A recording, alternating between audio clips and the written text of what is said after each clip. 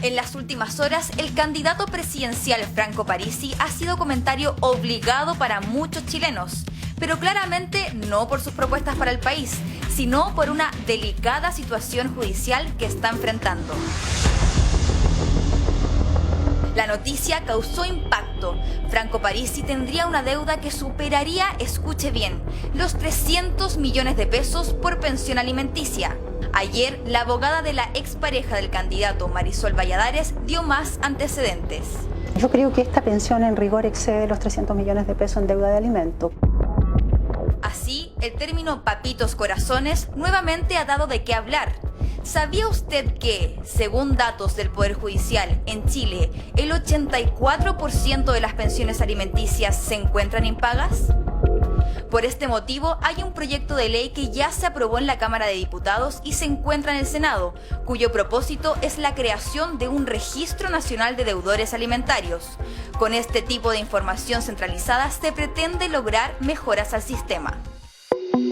Así, quien no paga este tipo de deudas entraría al registro y tendría limitaciones en situaciones como las siguientes. Si vende una propiedad o un bien, le podrían retener parte de esa plata. Si pide un crédito bancario por una suma igual o superior a 50 UF, la entidad financiera retendría parte de los fondos para pagar la deuda. Si es despedido de su puesto de trabajo y a la vez tenga deudas por pensión alimenticia, a través de la indemnización se descontaría la deuda por alimentos. Las pensiones de alimentos son un derecho decretado por el Código Civil de Chile y protege a todos los hijos hasta los 21 años y hasta los 28 años si se encuentran estudiando. Este pago debe ser por parte del padre o madre que no tiene la tuición. ¿Tienes dudas sobre este tema? ¿Te deben pensión alimenticia y no sabes qué hacer? Hoy, en Aquí Somos Todos, te contestamos tus preguntas. Francamente impresionante. Estamos hablando de 70.000 alimentantes que no reciben su pensión alimenticia. Esto no puede ser. Tenemos que tomar carta en el asunto. Son cifras abismantes y sigue ocurriendo y sigue ocurriendo. Está Maca Venegas con nosotros. Hola Maca, gracias por estar con nosotros. Angélica, gusto saludarlos a todos. Igualmente. ¿Sabes qué? Yo creo que habría que partir por fácil, porque viste que todos hablamos de estos temas, pero ¿qué viene a ser pensión alimenticia? Sí. Viene fácil, la verdad, Sí. que es súper importante porque yo creo que vamos a ir desmenuzando este tema y vamos a ir de menos a más. Okay. Lo primero para decir es en qué consiste esta obligación. Decir que es una obligación que tiene el padre y la madre para la subsistencia de sus hijos. Eso básicamente. Y la subsistencia son muchas cosas, porque la pensión de alimentos, al usar la palabra alimentos, es bastante engañosa, ¿no es cierto? Uno podría decir que es solamente para alimentar a una persona, pero la verdad que implica varias otras cosas. Implica la vivienda, implica la educación de esos hijos, implica la recreación de esos hijos. O sea, hay varios puntos que en realidad hay que considerar cuando hablamos de la pensión de alimentos, que la verdad significa, más allá que eso, es la subsistencia. Por eso uso esa palabra. Ok, esta cifra tan abultada, 84% de los deudores de pensión alimenticia no pagan. ¿Por qué es tan laxa nuestra justicia que no permite que esta cifra retroceda?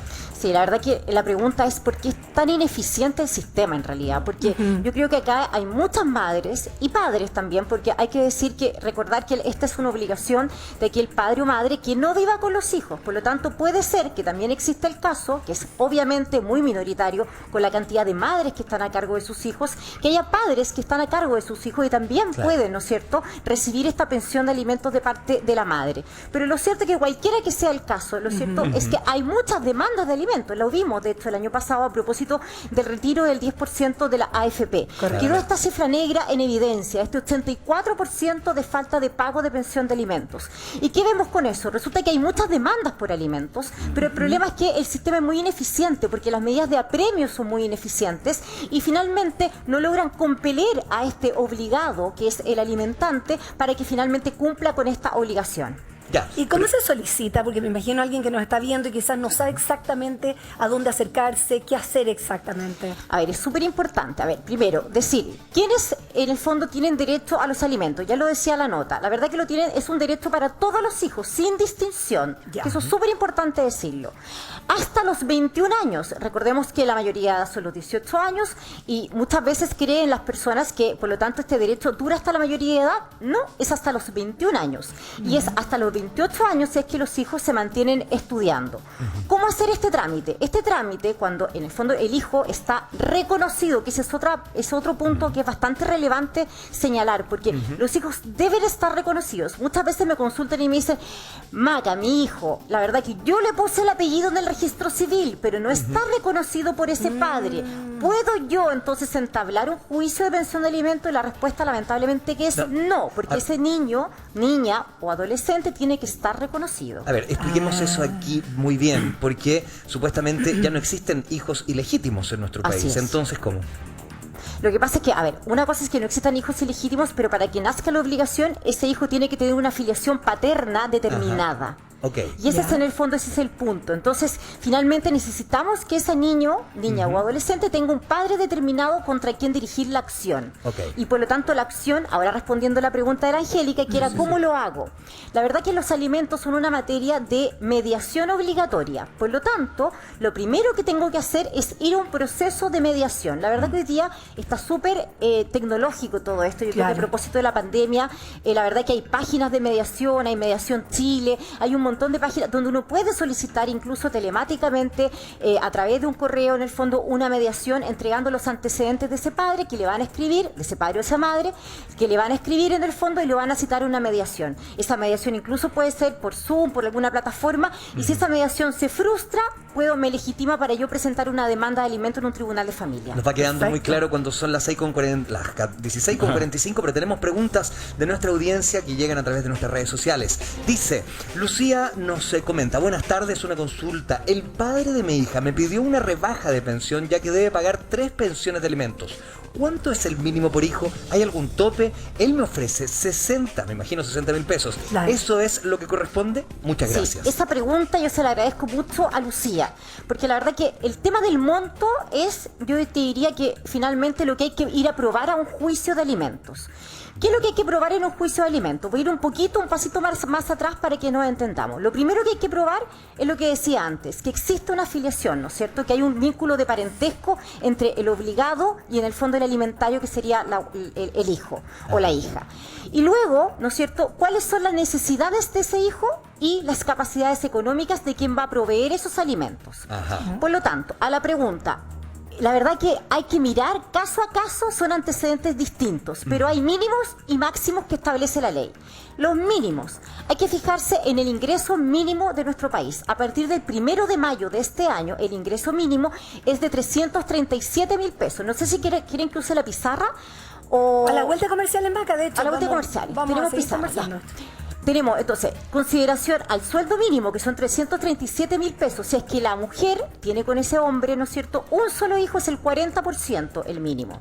Si es que tiene 2 hijos, es el 30% por cada hijo. El máximo es hasta el 50% de la remuneración que recibe ese padre. Pero para eso, vuelvo a la explicación anterior, es muy importante acreditar cuáles son las necesidades del hijo y cuáles son las capacidades económicas del padre. Oye, Maca, estamos hablando de este tema súper importante. Hiciste tu resumen en los comerciales, te vi muy matea ahí, muy bien. Sí, lo que pasa es que la verdad que nos han llegado muchas preguntas, me encanta que hay muchas personas motivadas preguntando este tema, yo de verdad considero una preocupación a nivel nacional. Totalmente. Y la verdad que me detuve en esto porque creo que es súper importante tenerlo presente, saber cuáles son los mínimos y los máximos. Hay muchas personas que creen, ¿cuánto es lo que me tiene que depositar? No tengo idea, tengo 3 hijos, tengo 2 hijos, tengo un hijo. Bueno, acá están los mínimos y máximos que establece la ley. Fíjese los mínimos. Ahora, los mínimos y máximos, sobre todo los mínimos, están basados en el ingreso mínimo. El ingreso mínimo en nuestro país, a contar de mayo de este año 2021, es de 337.000 pesos. En base a este número hay que calcular los mínimos que puse acá. Ajá. Si la persona tiene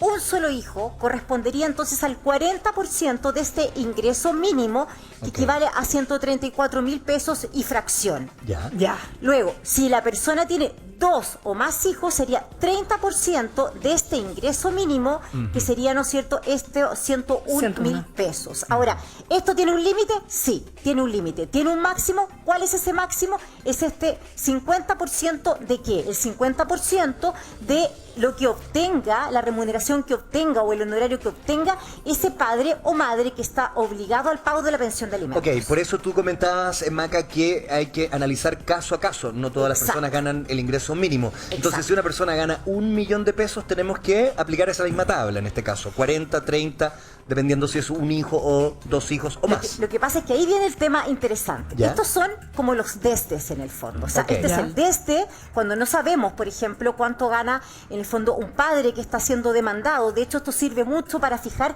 la pensión provisoria de alimentos. Me quiero Perfecto. detener en eso, que eso es súper Ajá. relevante, porque muchas mujeres que entablan legítimamente la demanda, ¿no es cierto?, de pensión de alimentos en el Tribunal de Familia, dicen, bueno, y tengo que esperar todo el juicio hasta el final, hasta que llegue una sentencia, o quizás llegar a un acuerdo, ¿no es cierto?, entre medio para poder obtener en el fondo una pensión de alimentos para mis hijos. Lo cierto es que no, porque la primera resolución que dicta el tribunal va a ser justamente fijar una pensión de alimentos que se va a llamar provisoria. Ok. Y la verdad que muchas veces tiene que ver como con estos montos, en realidad. Que son unos montos para decir, acá hay un mínimo, ¿no es cierto?, por lo menos para poder mantener y que exista cierto mínimo de subsistencia para ese niño, niña o adolescente que obviamente se merece y tiene derecho a sus alimentos.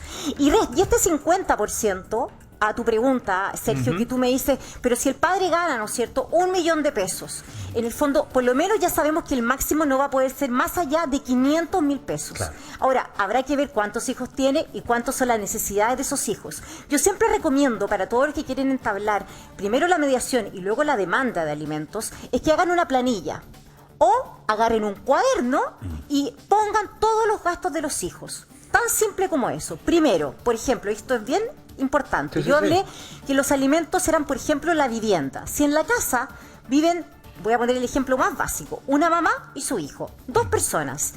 Y la casa, el arriendo de esa casa, o el dividendo de esa casa, o lo que yo pague para vivir en esa casa, ¿no es cierto?, hay que dividirlo en 2. El 50% corresponde íntegramente a lo que gasta mi hijo para tener un techo o una vivienda. Así también con las cuentas del agua, de la luz, del gas, del internet, el supermercado, la feria, etcétera. Eso por un lado. Por otro lado están los gastos que son exclusivos de ese hijo o esa hija, que tienen que ver con la educación. Por ejemplo, todo, la matrícula, el uniforme, los útiles escolares, las cuotas, ¿no es cierto? Hay muchas cuotas que se van pagando por otras razones Claro. durante el año. Todo eso son gastos exclusivos del hijo. El vestuario, la recreación. La recreación no es un tema menor, también hay que considerarlo. O sea, el tema de salud, que también es otro tremendo tema. Ese niño va a hacer carga en FONASA o en algún Claro. ISAPRE. ¿Quién se hace cargo de eso? De los copagos. Pero esto es materia de discusión, ¿eh? O sea, lo que tú estás planteando cuando ya tenemos que llegar a algún tipo de mediación es que esto se puede enredar muchísimo. Es preferible hacer las cosas en familia, me refiero, hay matrimonios separados, conversar antes de tener que mediar, antes de tener que entrar en una situación judicial. Es que ese, Sergio, es el ideal. O sea, el ideal. el ideal Lo- sería claro. que ese padre y esa madre pudiesen conversar, llegar a acuerdos y la verdad que de alguna manera negociar esta pensión de alimentos, así también llegar a un acuerdo respecto a las visitas o relación directa y regular, que es el lenguaje más técnico con que se denominan las visitas, para que ese padre o madre que no vive con el hijo también pueda frecuentar y estar con su hijo y ser parte, ¿no es cierto?, y encarnar la corresponsabilidad en el fondo entre Por padre y supuesto. madre, ¿no es cierto?, de la crianza de sus hijos. Eso es lo ideal, claramente, además sobre todo por la parte psicológica, el daño que se le genera a los niños, que es Exacto. lo que uno debiese proteger constantemente, lo más importante. Tenemos más preguntas, Maca, A para ver. ir contestando. Aquí dice, hola, buenas tardes. Si el padre no paga pensión alimenticia, no quiere trabajar para no demostrar ingresos, ¿se puede mandar a los abuelos paternos para que se hagan cargo de la pensión de alimentos? Oye, están buenas las preguntas. Mira. Sí, la verdad que se puede. No y lo esto es pensé. súper importante. Hay muchos padres que lamentablemente no asumen su paternidad. Y eso hay que decirlo.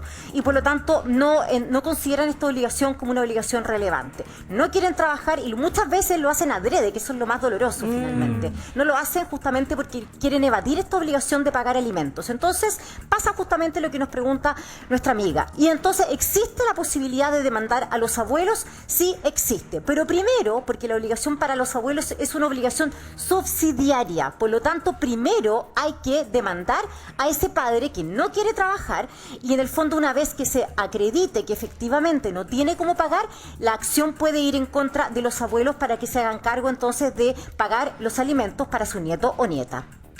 Complejo tema en ese escenario, por supuesto. Volvemos a esa invitación a que las cosas se medien en familia. Eran gente que se quería, quién sabe. Vamos a ver, tenemos más preguntas a continuación. Dice, mi hijo tiene 1 año, el papá de él jamás ha comprado nada, ni pagado pensión, mucho menos lo ve por decisión propia. Si él me demanda, o yo a él, ¿me tiene que pagar retroactivo o solo desde el momento de la demanda? Excelente pregunta. Bueno, la verdad es que es súper importante si tu hijo ya tiene 1 año y tú ves que él no mueve un dedo por pagar la pensión ni tampoco comprarle nada a tu hijo, es que está el escenario preparado y es propicio para iniciar la mediación de alimentos y para hacer en el fondo la posterior demanda. Hasta que tú no hagas esa acción, nada se va a deber a tu hijo o a tu hija. Entonces es súper importante tener claro que desde que se declara el derecho es necesario demandar previamente para que este derecho sea declarado y de ahí en adelante se van a deudar en el fondo la pensión de alimentos, no antes. Por lo tanto, la inacción en el fondo no está premiada por los tribunales ni por la ley. Hay que accionar y por lo tanto hay que comenzar con el trámite de mediación y la posterior demanda de alimentos en contra de ese padre. Clarísimo. Seguimos con otra pregunta que nos llegó aquí a las redes de Aquí Somos Todos. Tengo una pregunta sobre pensión de alimentos. Mi hija tiene ya 18 años, está estudiando en la universidad. Quiere demandar a su papá que desde que nos separamos, hace ya 3 años, no le ha dado ningún peso. Ella se puso a trabajar los fines de semana. Mi pregunta es, ¿lo puede demandar igual? Sí. Aparte que, mira, está dentro de todos los requisitos. Su hija tiene 18 años. Claro. Comentábamos al comienzo que empezamos a tratar este tema de que los hijos tienen derecho a los alimentos hasta los 21 años. Sí. Y si se mantienen estudiando hasta los 28 años. Obviamente, tu hija se puso a trabajar porque no está recibiendo una pensión de alimentos finalmente por parte de su padre. Y ante la necesidad, obvio, ella en el fondo, mujer muy valiente, mayor de edad, salió, ¿no es cierto?, a la vía a jugársela. La felicito, pero la verdad que a ella le asiste todo el derecho de demandar a su papá para recibir una pensión de alimentos y que lo tenga claro. Tiene 10 años y se mantiene estudiando todavía para recibir esa pensión. Sigue avanzando la tarde, estamos junto a ustedes. Esto es Aquí Somos Todos, tenemos más preguntas. Yo tengo un hijo, ya tiene 12 años, a él le dio una leucemia el año 2016, lo lamentamos. El papá jamás ha aportado, adeudando una suma de 6 millones y no quiere aportar nada. Ha costado tener un trabajo estable por los cuidados de mi hijo y el papá, ya teniendo 4 órdenes de arresto, jamás ha ido detenido y él se burla de eso, así menos ayuda. ¿Qué puedo hacer? Bueno, mandarte de verdad un gran saludo, lamento mucho la enfermedad de tu hijo. Mira, la verdad que eso es lo que conversábamos también al principio, chiquillos, sobre qué ineficiente es nuestro sistema. Porque las mujeres muchas veces, y lo pongo más bien en género femenino, porque son las que principalmente se quedan con el cuidado personal de sus hijos, y son las que tienen que entablar estas acciones de alimento en contra de los padres, finalmente son las que luchan por ellos, cuando están enfermos los cuidan, ¿no es cierto? Pero lamentablemente el sistema no las acompaña. Muchas veces se decreta una pensión de alimentos, pero cuando no se hace efectivo el pago, y finalmente voy al tribunal y pido un apremio, como es el arresto en este caso, que lo ha pedido en 4 oportunidades, la verdad que no resulta, la persona se burla. Entonces finalmente creo que hoy día no tenemos un sistema que resuelva este problema, porque no solamente está el apremio, ¿no es cierto?, del arresto, que el arresto nocturno, que entra a las 22 horas y las 6 de la mañana, luego en el fondo que se puede repetir por 2 veces, si no resulta el arresto nocturno puede ser un arresto incluso efectivo por 15 días, pero la verdad que nada de estos apremios, ¿no es cierto?, que son privación de libertad, están afectando ni le está importando a estos hombres que no pagan la pensión de alimentos. Por eso que ahí hay que entrar, ¿no es cierto?, con otras cosas. Lo decía la nota ya de este proyecto que se está hablando hoy día en el Congreso, respecto de crear este registro de los deudores de pensión de alimentos, y la verdad para tener quizás acciones más gravosas, porque en este caso, ¿yo qué le puedo decir en el fondo a nuestra amiga que pregunta? Que siga pidiendo arresto, que siga en el fondo otras cosas, retención de los impuestos, orden de arraigo, como tiene el señor Franco París incluso.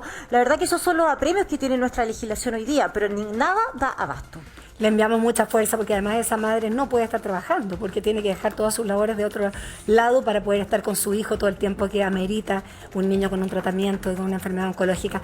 Avanzamos con más preguntas que nos están llegando. Acá tenemos: abogada, yo pagaba la pensión alimenticia en efectivo y luego mi ex me demandó por no depositarle en el Banco del Estado. Eso es muy injusto. Esto claramente es un padre el que nos está escribiendo, porque él en el fondo es el que estaba pagando la pensión de alimentos. Yo creo que aquí sobre todo para los padres que sí son responsables y pagan la pensión de alimentos, mucho ojo.